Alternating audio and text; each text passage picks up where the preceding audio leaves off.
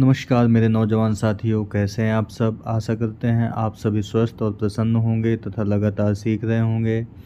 मैं Prem, assistant professor PSMPG college geography department Kannauj आपका स्वागत करते हैं अपने YouTube channel geography with Prem में। दोस्तों, पिछले वीडियो में हमने आपसे प्रमुख संस्थानों के अंतर्गत वर्ल्ड ट्रेड ऑर्गेनाइजेशन यानी विश्व व्यापार संगठन की बात की थी, जिसमें हमने जब गैट के बारे में बताया था तो हमने बताया था कि इसकी जो स्थापना हुई थी वो ब्रेटन वुड्स सम्मेलन के दौरान हुई थी, जिसके दौरान दो प्रमुख संस्थाओं का भी जन्म हुआ था। IMF यानी विश्व मुद्रा कोष और वर्ल्ड बैंक यानी विश्व बैंक आया था। तो चलिए उन्हीं दोनों में से पहली संस्था पर चर्चा करेंगे, जिसका नाम है विश्व बैंक। तो चलिए शुरू करते हैं आज का लेक्चर। विश्व बैंक परिचय की बात करें अगर, तो अंतर्राष्ट्रीय पुनर्निर्माण और विकास बैंक यानी international bank for reconstruction and development, जिसे शॉर्ट में कहते हैं IBRD, और अंतर्राष्ट्रीय मुद्रा कोष यानी इंटरनेशनल मॉनेटरी फंड, जिसे शॉर्ट में कहते हैं IMF की स्थापना एक साथ वर्ष 1944 में अमेरिका के न्यू हैम्पशायर, क्या नाम है, न्यू हैम्पशायर एक शहर है, में ब्रेटन वुड्स सम्मेलन यानी ब्रेटन वुड्स कॉन्फ्रेंस के दौरान हुई थी। ठीक है। और दोस्तों, आपको ये भी याद रखना है कि जो द्वितीय विश्व युद्ध था वह 1939 से लेकर के 1945 तक चला था, और इस विश्व युद्ध में विश्व को अत्यधिक मात्रा में आर्थिक क्षति हुई थी। गरीब देश और गरीब हो गए थे और जो अमीर देश थे वो भी कंगाली की कगार पर पहुंच चुके थे। ठीक है। तो इन समस्याओं का सामना करने के लिए ही एक सम्मेलन बुलाया गया था, जिसका नाम था ब्रेटन वुड्स सम्मेलन, जो कि 1944 में हुआ था। और इस सम्मेलन के दौरान ही IBRD और IMF की स्थापना की गई थी। ठीक है, आगे देखते हैं। ब्रेटन वुड्स सम्मेलन को आधिकारिक तौर पर संयुक्त राष्ट्र मौद्रिक और वित्तीय सम्मेलन, क्या नाम है इसका, संयुक्त राष्ट्र मौद्रिक और वित्तीय सम्मेलन यानी United Nations monetary and financial conference के रूप में जाना जाता है। यानी आपको ये भी याद रखना है कि ब्रेटन वुड्स सम्मेलन को और किस नाम से जाना जाता है। 1 जुलाई से लेकर 22 जुलाई 1944 तक 44 देशों के प्रतिनिधि, कितने देश, 44 देशों के प्रतिनिधि इस सम्मेलन में शामिल हुए थे। इसका उद्देश्य क्या था ये भी आप समझ लीजिए कि ब्रेटन वुड्स सम्मेलन का उद्देश्य क्या था। तो इसका जो तात्कालिक उद्देश्य था, द्वितीय विश्व युद्ध और विश्वव्यापी संकट, ये दोस्तों जो विश्वव्यापी संकट है 1930 में आया था, ये भी आपको याद रखना है। तो द्वितीय विश्व युद्ध और विश्वव्यापी संकट से जूझ रहे देशों की मदद करना इसका प्रमुख उद्देश्य था। आगे देखते हैं। अंतर्राष्ट्रीय पुनर्निर्माण और विकास बैंक यानी international reconstruction and development bank को ही यानी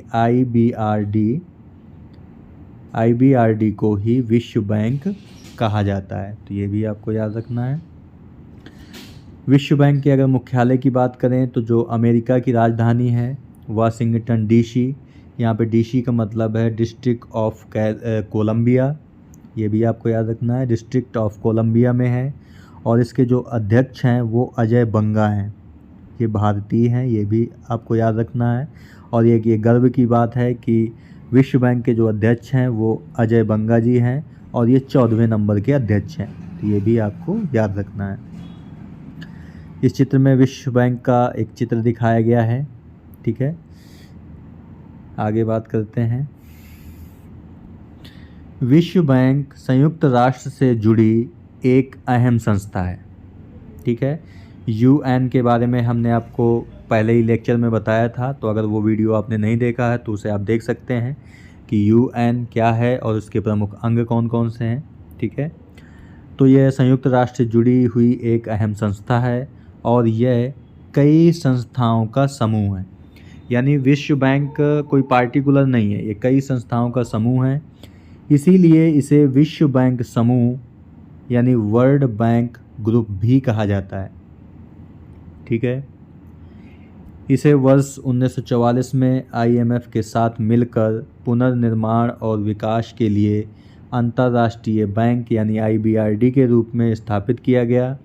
बाद में IBRD विश्व बैंक बन गया। विश्व बैंक समूह 5 संस्थानों की एक अनूठी वैश्विक साझेदारी है।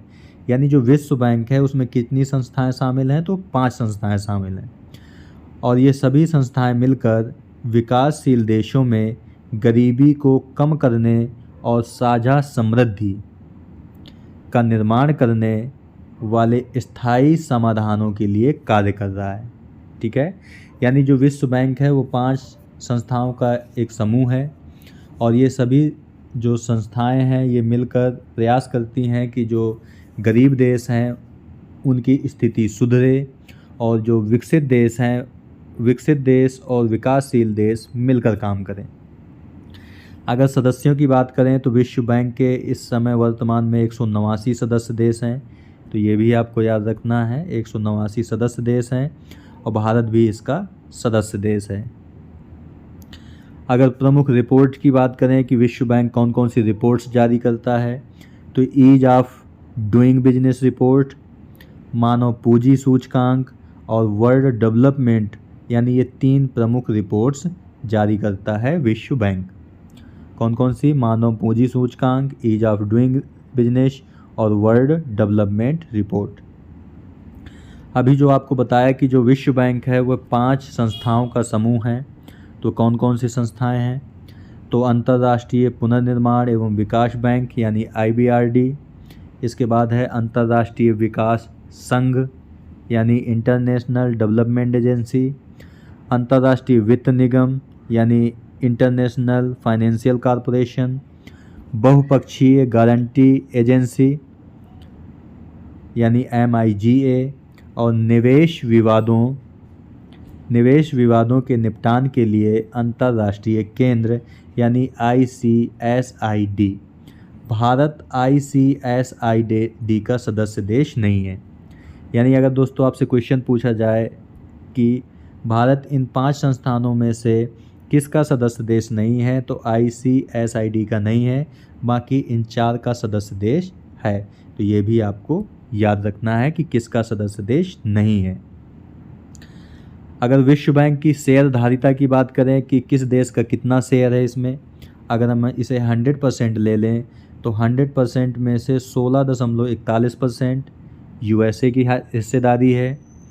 इसके बाद Japan 7.87%, Germany 4.49%, United kingdom 4.31%, France 4.31% का स्थान है और शेष जो बचते हैं शेयर उन सभी में सदस्य देशों के बीच विभाजित हैं। यानी जो 189 सदस्य देश हैं, 189 में से आपके जो ये प्रमुख 1, 2, 3, 4, 5 देश हैं, अगर इनकी भागीदारी निकाल दें तो बचे हुए जो 184 देश हैं वे बाकी का शेयर रखते हैं।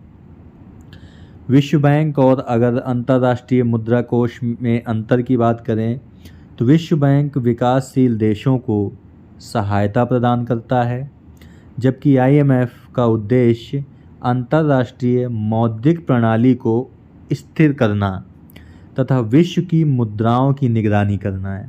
तो ये आपको डिफरेंस याद रखना है कि विकासशील देशों की सहायता विश्व बैंक करता है और जो मौद्रिक प्रणाली का निगरानी करता है वो IMF करता है।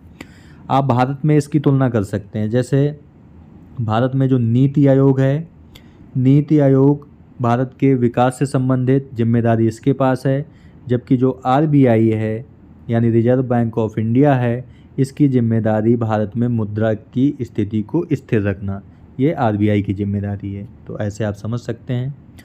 अगर विश्व बैंक के कार्यों की बात करें कि इसके प्रमुख कार्य कौन कौन से हैं, तो यह युद्ध से तबाह देशों को पुनर्निर्माण के लिए ऋण देकर उनकी सहायता करता है।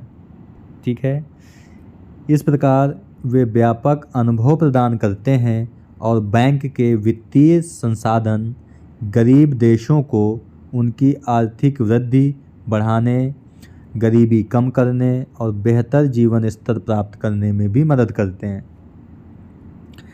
इसके अलावा यह अविकसित देश को विकास ऋण देकर उनकी मदद भी करता है। इसीलिए यह विभिन्न सरकारों को सिंचाई, कृषि, जल आपूर्ति, स्वास्थ्य, शिक्षा आदि के लिए भी ऋण भी प्रदान करता है। यह ऋण की गारंटी देकर अन्य संगठनों में विदेशी निवेश को बढ़ावा भी देता है। इसके अलावा विश्व बैंक सदस्य देशों को उनकी किसी भी परियोजना के लिए आर्थिक, मौद्रिक और तकनीकी सलाह भी प्रदान करता है। ठीक है, इस प्रकार यह विभिन्न आर्थिक सुधारों को लागू करके अविकसित देशों में औद्योगिक विकास को प्रोत्साहित भी करता है। तो ये सभी इसके प्रमुख कार्य हैं विश्व बैंक के।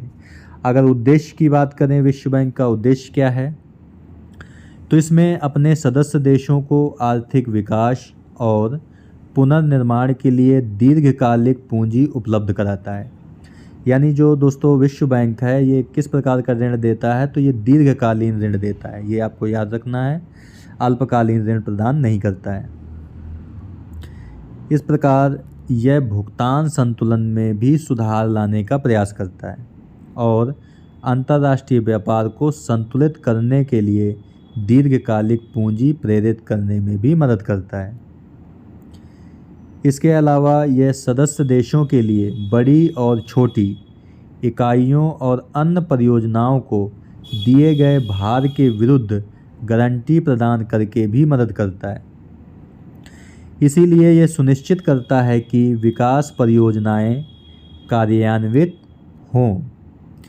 इस प्रकार यह युद्ध काल से शांतिपूर्ण अर्थव्यवस्था तक एक राष्ट्र के लिए पारदर्शिता की भावना लाता है।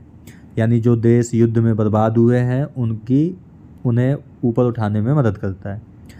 इसके अलावा ये पूंजी निवेश और ऋण के लिए गारंटी प्रदान करके सदस्य देशों के लिए पूंजी निवेश को बढ़ावा भी देता है। यानी कहने का मतलब है कि एक देश अगर दूसरे देश में निवेश करना चाहता है तो यह मध्यस्थता की भूमिका भी निभाता है। इसीलिए यदि पूंजी निवेश उपलब्ध नहीं है तो यह गारंटी प्रदान करता है और फिर IBRD विशिष्ट शर्तों पर प्रचार गतिविधियों के लिए ऋण प्रदान करता है। वह एक ऐसा माहौल बनाना चाहता है, कौन? विश्व बैंक एक ऐसा माहौल बनाना चाहता है जो निवेश के अनुकूल हो, यानी कोई भी डरे नहीं निवेश करने से। इसके अलावा ये गरीबी को कम करके ओमिक स्थिरता, यहाँ पर हटा सकते हैं इसे, कम करके स्थिरता में सुधार करना चाहता है। इसीलिए यह सतत विकास हासिल करने की दिशा में काम कर रहा है। अविकसित सदस्य देशों में नौकरियों और व्यापार के अवसरों में वृद्धि करना भी इसका एक प्रमुख उद्देश्य है कि जो गरीब देश हैं वहाँ पर नौकरियाँ और व्यापार के अवसर भी उपलब्ध हों। निवेश के माध्यम से इसकी योजना समाज की सामाजिक आर्थिक स्थिति को बढ़ावा देने की भी है। इसके अलावा ये सुनिश्चित करना चाहता है कि न्यायिक और कानूनी प्रणालियाँ विकसित हों तथा व्यक्तिगत अधिकारों की रक्षा हो। शिक्षा को बढ़ावा देकर अपने सदस्य राष्ट्रों की सरकारों को मजबूत बनाना, यानी ये शिक्षा को भी बढ़ावा देता है। भ्रष्टाचार से निपटना तथा ये सुनिश्चित करना कि पर्याप्त प्रशिक्षण, अवसर और अनुसंधान सुविधाएं भी उपलब्ध हों। वह कम ब्याज दरों और ब्याज मुक्त ऋण उपलब्ध कराना भी चाहता है। ठीक है, ये भी इसका प्रमुख कार्य है। तो दोस्तों आज की वीडियो में यहीं तक। आज हमने आपसे बात की विश्व बैंक के बारे में कि इसकी स्थापना ब्रेटन वुड्स सम्मेलन 1944 में IBRD और IMF के साथ हुई। ठीक है, इसका जो मुख्यालय है वाशिंगटन DC में है और अध्यक्ष इसके अजय बंगा हैं। ये कई संस्थाओं का समूह है जिसमें से प्रमुख रूप से 5 संस्थाएं शामिल हैं। 189 सदस्य देश हैं। इसकी रिपोर्ट्स की बात की, कौन कौन सी प्रमुख रिपोर्ट हैं, 5 विकास संस्थाएं कौन कौन सी उसके बारे में बताया, और भारत किसका सदस्य नहीं है इसके बारे में भी बताया।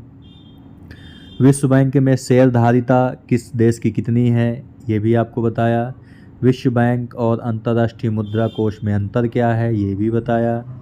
विश्व बैंक के कार्य क्या हैं प्रमुख, और विश्व बैंक के प्रमुख उद्देश्य क्या हैं, इन पर भी हमने चर्चा की दोस्तों। ठीक है दोस्तों, जो PDF होगा वो वीडियो के डिस्क्रिप्शन बॉक्स में उसका लिंक मिल जाएगा और पहले कमेंट में भी लिंक मिल जाएगा, जहां से डाउनलोड करके आराम से आप पढ़ सकते हैं। तो मिलते हैं आपसे नेक्स्ट वीडियो में एक नए टॉपिक के साथ। तब तक के लिए नमस्कार। आप प्रसन्न रहिए, खुश रहिए, मुस्कुराते रहिए और लगातार सीखते रहिए, कभी अपने लिए तो कभी अपनों के लिए। धन्यवाद। जय हिंद दोस्तों।